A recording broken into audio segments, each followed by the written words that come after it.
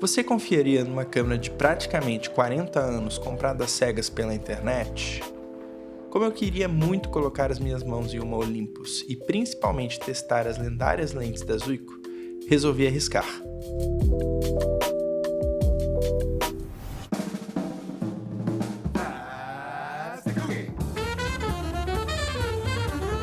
Tudo começou após algumas semanas pesquisando na internet até eu conseguir encontrar essas duas Olympus OM10, uma preta e uma prata. Contudo, essas compras foram totalmente às cegas, visto que nenhuma dessas câmeras foram de fato revisadas. E pelo que me falaram, estavam guardadas há alguns anos sem utilização dos seus donos anteriores, o que aumentava consideravelmente os riscos que eu estava correndo ao realizar essas duas compras. E o mais importante de tudo, em alguns dias eu vou ter a oportunidade perfeita para dar uma escapada da rotina de São Paulo e passar alguns dias fotografando em Curitiba, por um motivo muito especial. E logo de cara eu notei que a versão prata ela não ia funcionar sem eu ter que fazer uma revisão mínima nela. Devido ao fato do botão de ligar e desligar, ele está meio solto, isso faz com que ela não funcione muito bem. Então vamos focar na versão preta, porque essa sim passou em todos os meus testes iniciais. Para quem não conhece as câmeras da Olympus, elas são muito famosas pelas lendárias lentes da Zuiko, assim como essa 50mm 1.8 que eu tenho aqui. A marca Olympus foi fundada no Japão em 1919. A empresa se destacou no mercado de câmeras analógicas com modelos populares. A Olympus OM10 foi lançada em 1979, como o modelo de entrada mais acessível em relação à renomada linha de câmeras que eles tinham até então. Projetada para fotógrafos iniciantes ou amadores que desejavam uma câmera mais automática e ao mesmo tempo mais compacta que as demais. Apesar de ser um modelo mais básico, ela herdou toda a qualidade de construção das antigas SLRs, assim como foi adicionado muita simplicidade e processos mais automáticos, como a prioridade de abertura, sendo uma funcionalidade que não existia nas câmeras da Olympus até então. They're incredible. Well, you can't take a bad picture, Cheryl. Neither can you with Olympus OM10. E a pergunta que vocês devem estar se fazendo é por que eu optei por uma Olympus e não nenhuma das outras marcas disponíveis por aí. E a resposta decisiva, pelo menos no meu caso, em parte foram devido às lentes da Zuiko, mas também o visual da câmera e o fato dela ser totalmente compacta. Tu sente o peso, é uma câmera que tem o seu peso, tem uma pegada assim quando tu pega, tem cara de câmera antiga e câmera pesada, de uma boa construção. Contudo, ela consegue ser bem menor e mais compacta, ao mesmo tempo consegue entregar um belíssimo visual vintage, sem ser um trambolho como a gente vê em outras marcas, como a Pentax ou até mesmo as câmeras da Nikon. Não sei explicar muito bem, mas essas câmeras da Olympus, quando tu pega uma delas na mão, elas meio que te fazem querer sair por aí e tirar uma foto. E isso faz total diferença no momento que tu vai escolher uma câmera. Como eu tinha comentado, a ideia é aproveitar esses dias que eu vou estar fora de São Paulo para poder testar essa câmera e ver o tipo de resultado que eu vou conseguir com ela, visto que eu não tenho nenhuma garantia de que ela vai funcionar nas melhores condições.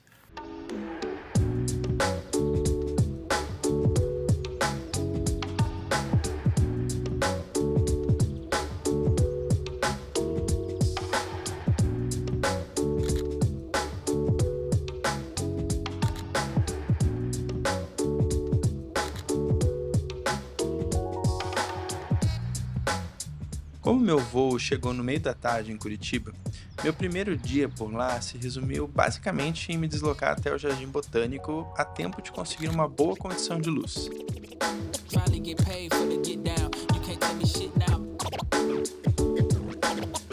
Além da Olympus, eu levei a minha Fujifilm X-T2, e a ideia foi começar fotografando com ela, antes de começar a testar a minha nova Olympus.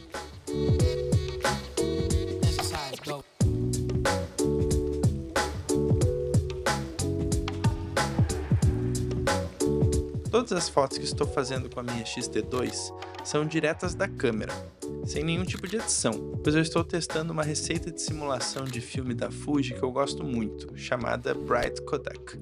Eu vou deixar as configurações dela nos comentários para quem se interessar em testar na sua própria Fuji.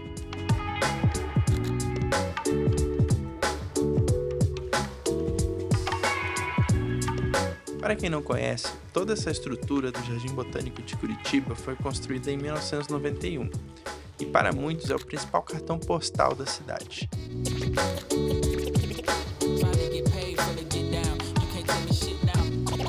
Como eu vim durante a semana, não estava muito cheio, mas preferi registrar toda a beleza do lugar de ângulos não tão usuais e acho que assim eu consegui ótimos registros da energia desse lugar.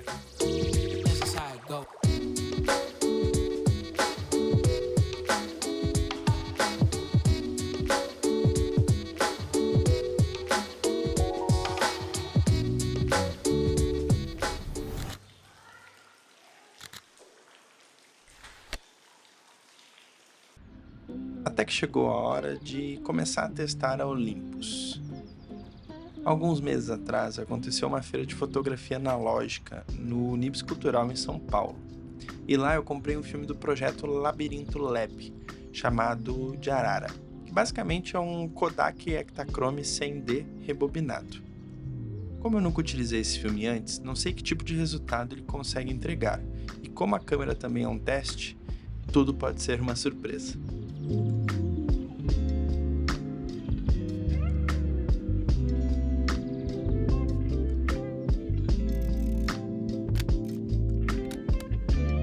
Já na terceira foto que eu tirei com a Olympus, a sua lente da Zuiko já começou a mostrar a sua personalidade forte.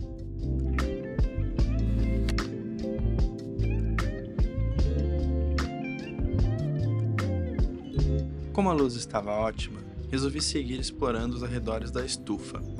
E a partir daqui eu honestamente achei que o fotômetro da Olympus começou a deixar a desejar em algumas das fotos. Que tudo bem, já que eu ainda tinha as fotos da X-T2 para poder compensar.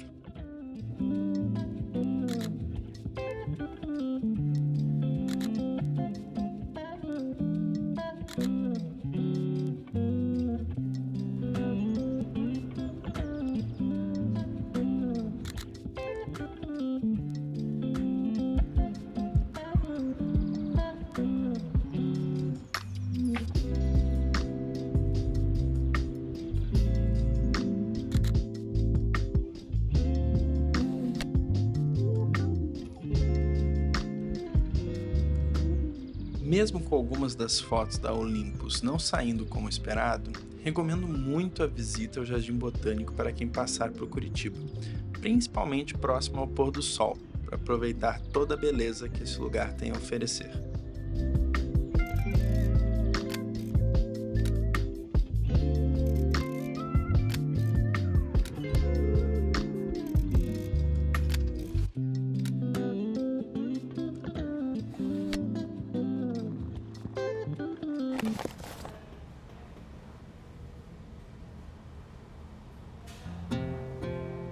E após um bom café para começar o dia, me desloquei para o Bosque Alemão, uma região da cidade que foi criada para homenagear a imigração alemã.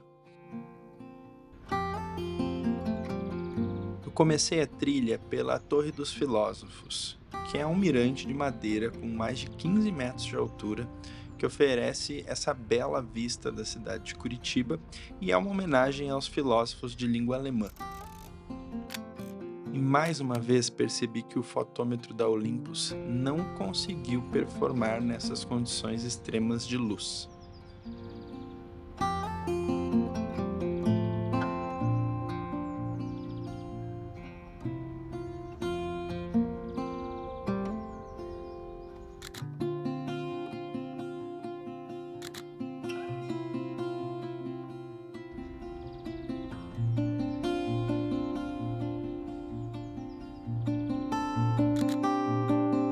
Logo após a Torre dos Filósofos, começa a trilha de João e Maria, que é um caminho com vários painéis de azulejo que narram a história dos personagens dos irmãos Grimm, ao longo de toda a extensão da trilha.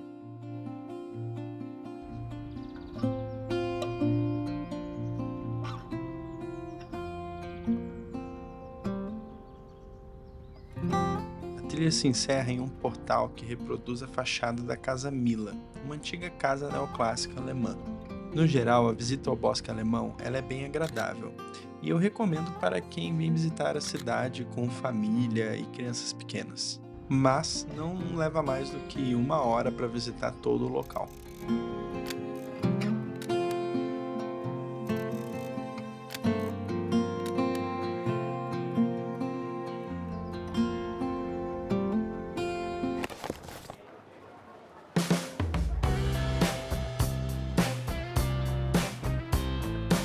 Na parte da tarde, resolvi andar pelo centro da cidade para explorar a região sem ter um objetivo em mente. E aqui a Olympus apresentou mais um erro. A câmera simplesmente não avançou o filme corretamente apenas nessas 2 fotos do rolo. Eu não sei exatamente o que pode ter acontecido, mas é um mau funcionamento da câmera de modo geral.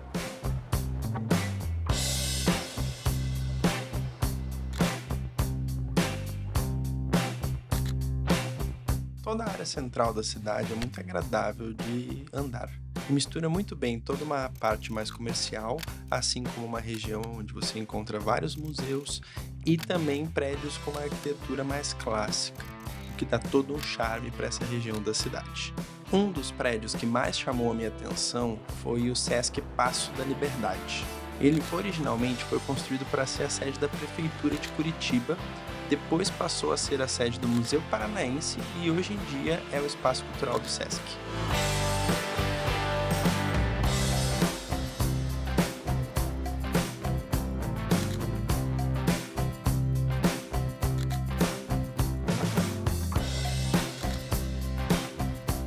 Com um dia chegando ao fim, chegou a hora de revelar o real motivo que me trouxe até Curitiba. Tudo começou no início dessa mesma semana, quando eu tive o privilégio de ver a minha banda favorita da adolescência pela 4ª vez ao vivo.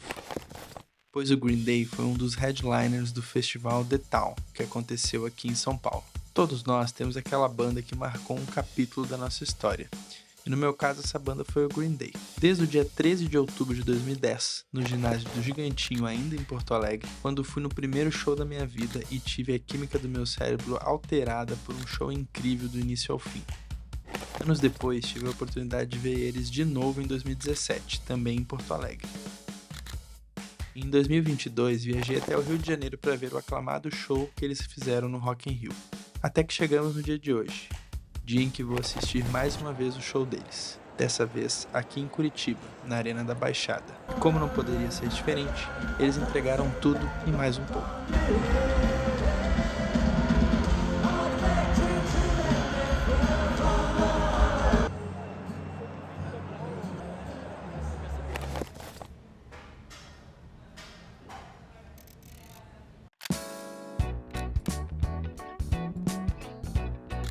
O dia começou um pouco mais tarde no meu último dia na cidade, e aproveitei para fotografar a tradicional Feira do Largo da Ordem e a região ao redor.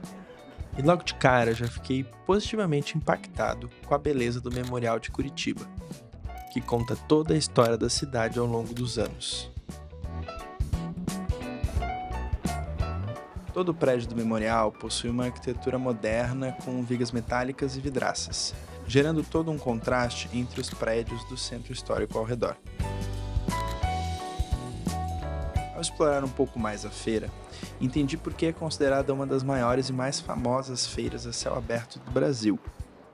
A quantidade de barracas vendendo diferentes coisas era imensa, sendo um belo exemplo de ocupação econômica e cultural dos centros históricos de grandes e tradicionais cidades do Brasil. Como o dia estava com uma luz ótima, aproveitei para registrar toda a energia vibrante do lugar.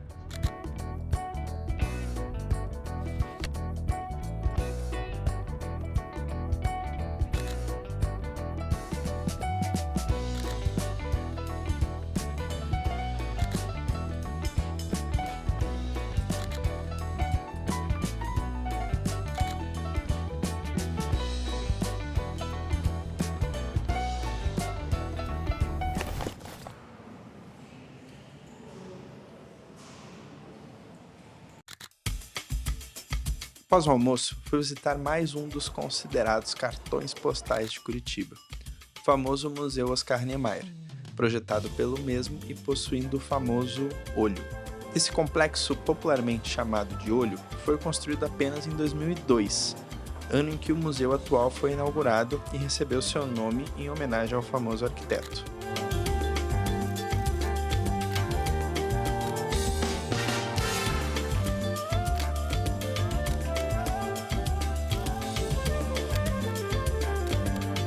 Realmente, a beleza e a imposição arquitetônica do museu chama muita atenção, sendo uma atração à parte, além das exposições fixas e temporárias.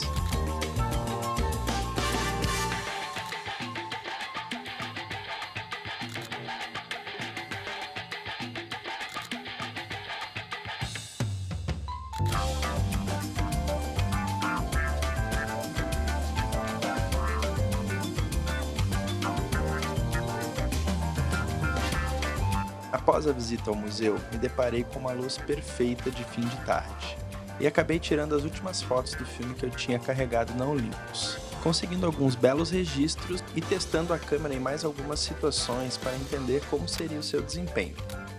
E de maneira geral, acho que ela performou melhor em algumas situações do que outras.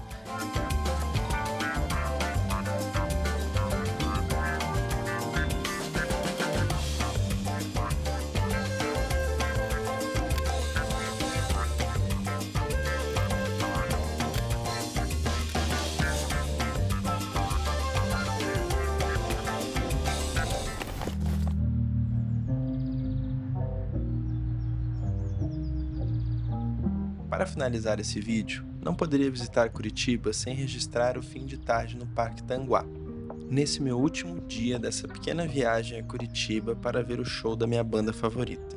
Às vezes eu me pergunto por que a gente não costuma fazer isso mais vezes, sabe? Se permitir fugir um pouco da rotina e viajar para ver um show. No meu caso, fazia pelo menos uns 2 anos que eu não me permitia algo assim. Eu não sei no caso de vocês, mas de vez em quando a gente fica meio preso na nossa rotina e se esquece de que é sim possível se permitir um pouco mais.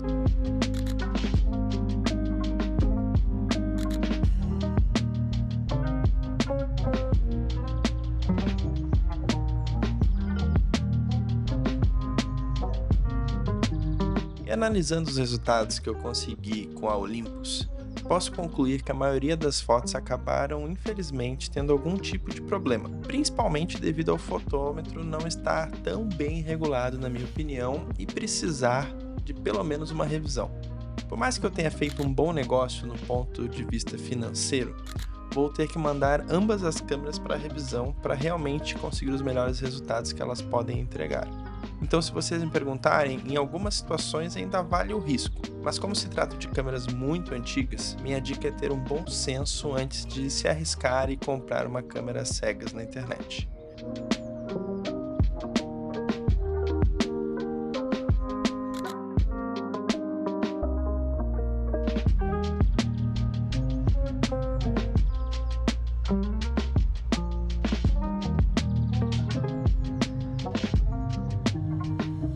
Quanto aos dias em Curitiba, é uma cidade que eu recomendo para todos que queiram dar uma escapada da sua rotina e viajar sem passar muito perrengue. É uma cidade com muita infraestrutura e que consegue entregar experiências interessantes e muita conexão com a natureza se você souber onde visitar.